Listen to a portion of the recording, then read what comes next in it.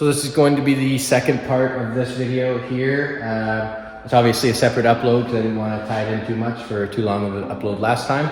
So we're going to put this up on the engine crane here, and essentially we're just going to lift it up, get the stand taken off, put the flywheel and everything on the front there, and then we should be able to have the transmission made up with that, because right now this engine stand is in the way, and then we'll get this out of the way, and then we should be able to bolt the adapter plate from 6.2 Manufacturing on there as well. So we're going to go ahead and lift this up and see what we can do.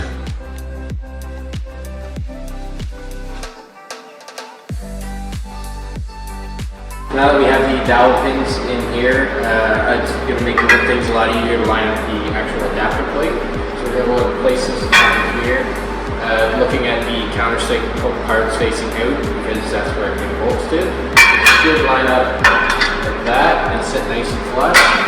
Check all the holes. Looks like everything lines up perfectly, so that's a good sign. So now we're going to actually check out.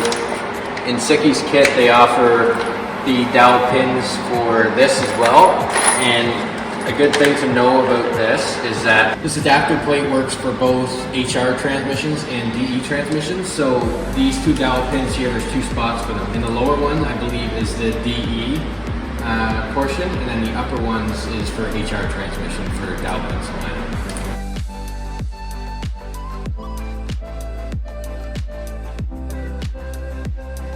Now that we have all the hardware here installed that we need for the adapter plate, we have, as you've seen in the time lapse there, I don't know if it caught it or not, but we have this piece here, the pilot adapter in the freezer, so it would shrink down so it would go into the crankshaft a little easier. And then the pilot OEM Nissan 350Z pilot bushing goes in that, so this is what allows you to actually use the stock 350Z clutch or an aftermarket 350Z clutch. You don't have to switch anything up or go generic. It's all going to bolt up from this point on to the CD009. So now we're actually going to put the starter on the other side here.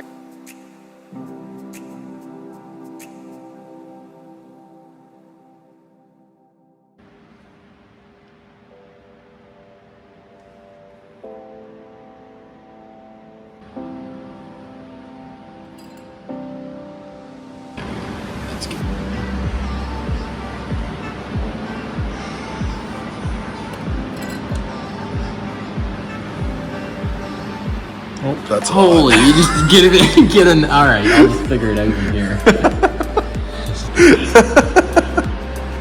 Yeah, we got enough for the rest of everyone else here too. Oh my goodness! All or nothing for the guy. Eh? Yeah.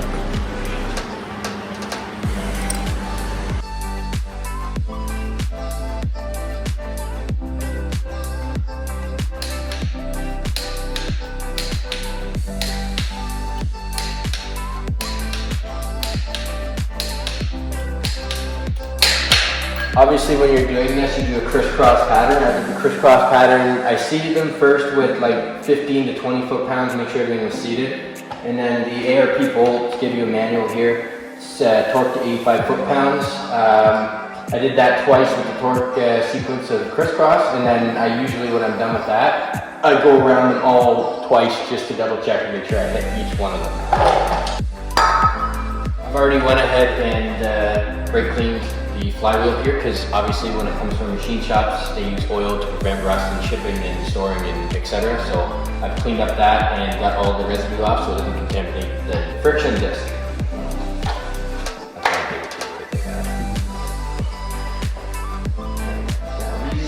These dowel pins here should align with your factory OEM clutch here. So I'm going to go ahead and line this up.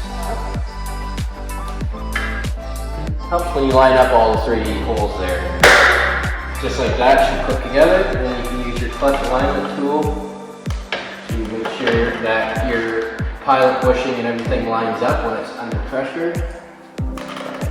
Just like that. Because what happens is when your disc is in here and it's offset, and we torque this plate down here, the friction fingers are going to be pushing down on it, and if this tool is not in here, you're going to have a hell of a time trying to line up that pilot shaft with that transmission.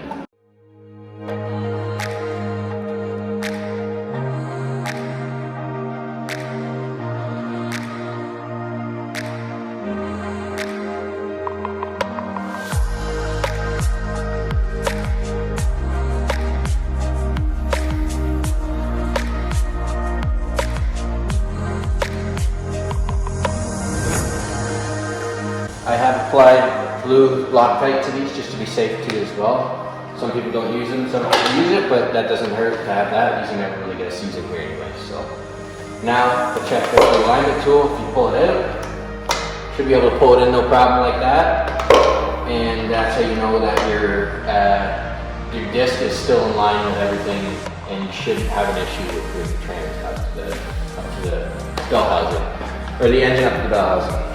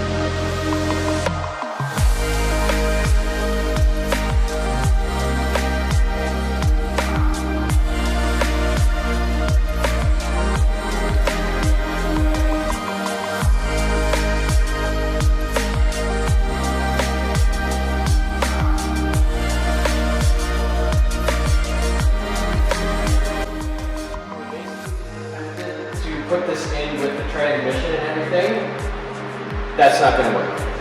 We tried it multiple times, tried moving stuff around, raising the hood a bit, still nothing works. We're going to pop this trans off and have to put the trans in after the engine is already in. So normally that's what a lot of people do anyways, but I figured it would be easier to try and do this. But this is stuff that you guys are learning and I'm learning along the way too as well. So. Alright, so after fighting with it a little bit there and trying to line some things up and everything else, we have found out what we were doing. The engine was not going in the right angle. We thought it would be good to go in kind of back first, but actually it works out better where the front goes in and then it cups around, just the way that the oil pan's designed, it wraps around the power steering rack. It actually turned out pretty good, as you can see. It fits really good in here. It's sitting kind of where it needs to be.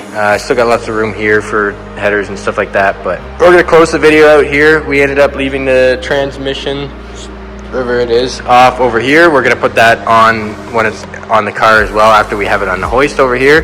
But as of for now, guys, we're going to stop the video here and we're going to continue with everything else in the next video.